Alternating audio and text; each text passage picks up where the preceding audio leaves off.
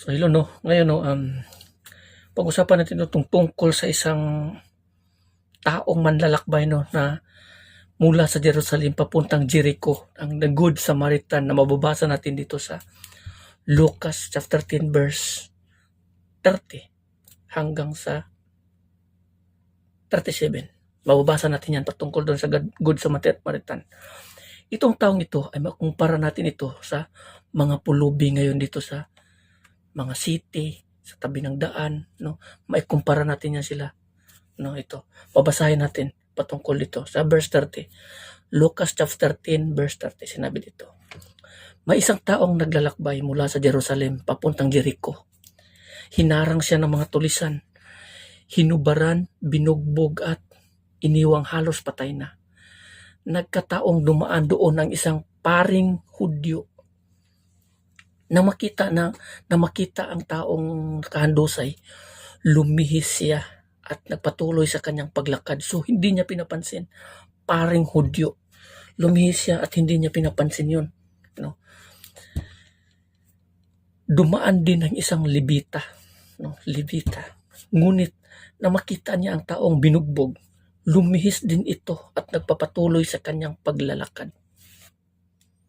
So paano natin maikumpara ang buhay na itong taong ito sa ngayon sa mga pulubi dito sa makikita natin sa mga city? No? Dito sa mga pulubi, makikita natin sa mga city, minsan madalas talaga nating makikita, minsan sila dito sa may bandang pintuan ng isang mall. Yung iba naman sa labas or bandang gate or sa may mga gate din sa mga simbahan sa labas. Kung saan maraming tao ng access. Pero ang pinakamali na nagagawa natin ay hindi natin sila pinapansin. Dinadaanan lamang natin ito. Dinadaanan lamang ng mga tao. Sa ilan pa namang tao o libong tao dumadaan dyan, o libo-libong tao na dumaan dyan halos araw-araw o araw-araw talaga. Halos every minute, every seconds, every hour. Wala talagang minsan, no? Halos walang tao na pumapansin sa kanila at nag-aabot sa kanila ng tulong or mga pagkain lamang no na kanilang pang-survive sa araw-araw. Dito natin maikukumpara itong Levita ay itong manlalakbay na ito no na binugbog, hinubaran namang at hinuldap, tulisan, no? Tinulis, no? Dito natin maikumpara ito. Ngunit may isang tao na tumulong, isang Samaritano, dito dagdag. Ngunit may isang Samaritanong naglalakbay na napadaan doon. Nang makita niya ang biktima, siya'y naawa. Nilapitan niya ito at binuhusan ng langis at alak ang mga sugat at binindahan. Pagkatapos, isinakay niya ang lalaki sa kanyang asno at dinala ito sa bahay panuluyan upang matulungan siya doon, malagaan siya doon. Sana ba yan? Kinabukasan, binigyan niya ang 2 salaping pilak ang namamahala sa bahay panuluyan na dagdag dito sa busan na sa verse 36 tayo. Sa palagay mo, sino kaya sa 3 ang nagiging tunay na kapwa ng hinarang ng mga tulisan? Ang taong tumulong sa kanya, tugon ng dalubhasa sa kautusan. Kaya sabi ni Jesus, kung gayon, humayo ka at ganoon din ang gawin mo. So, klaro, ang utos sa atin ng Panginoon na tungkol ito sa mga taong ito, dapat gawin natin ang pagtulong sa mga taong nakikita natin sa daan. Minsan nakikita natin yan sila na gutom, nakahubad na, walang damit, humihingi ng tulong. Kahit barya lang o pagkain, pang-survive nila sa araw-araw pero hindi natin pinapansin. Dinadaanan na namin natin yan. Pero ang kautusan ng ating Panginoon, ganoon din ang gawin natin ayon yung ginagawa ng isang Samaritano doon sa taong binugbog na nakahandusay na halos patay na. No? Yun dapat ang gayahin natin ang isang Samaritanong tao na tumulong. Pero ang mali natin, hindi natin pinapansin ang mga ganitong tao. Kasi nga ang pag-abot parang bigat na para sa atin ang pagtulong or pagbigay sa mga taong ganito. Hindi ba natin alam na sinasabi ng ating Panginoon, di ba? Na pagpapalain pagpapalain ng Diyos ang mga taong nagbibigay or tumutulong sa mga ganitong klaseng tao.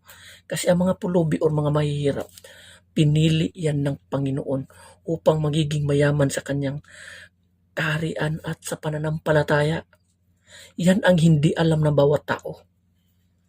Na kaya nga dinadaan-daanan lamang nila kasi nga para sa mga tao, mahalaga para sa kanila bawat barya.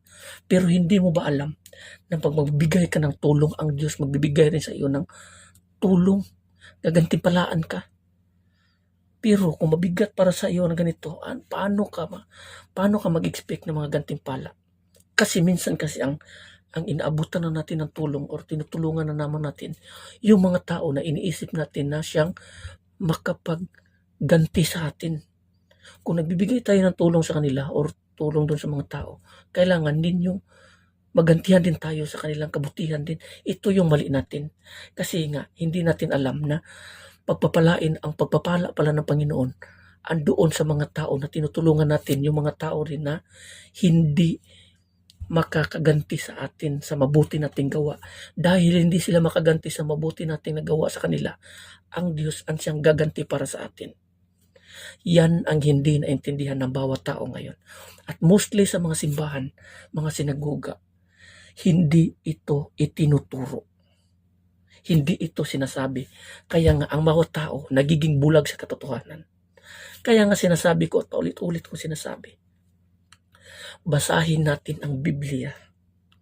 Ito at susundin mo ito ang pagpapala ng Panginoon.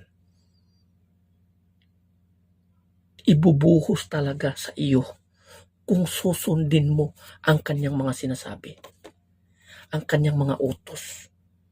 Di ba ang sabi ng ating Panginoon Hesus? Kung gayon, humayo ka at ganoon din ang gawin mo. Tulungan ang mga nangangailangan. Magbigay ka kahit maliit lamang para sa iyo yan. Halimbawa, nagbigay ka ng maliit lang. Alam mo, para sa isang tao na nakatanggap niyan, malaking bagay na yan. Hindi man siya makaganti sa kabutihan na gawa mo, ang Panginoon ang siyang maggaganti sa iyo.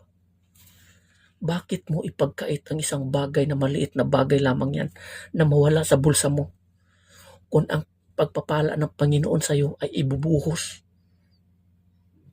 Ito ang mali natin na hindi natin nagagawa or pinag-isipan.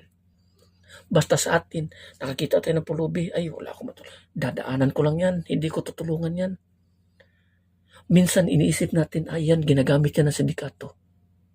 Sindikato yan. So sino nag-control sa isip mo? O isip mo palang wala na.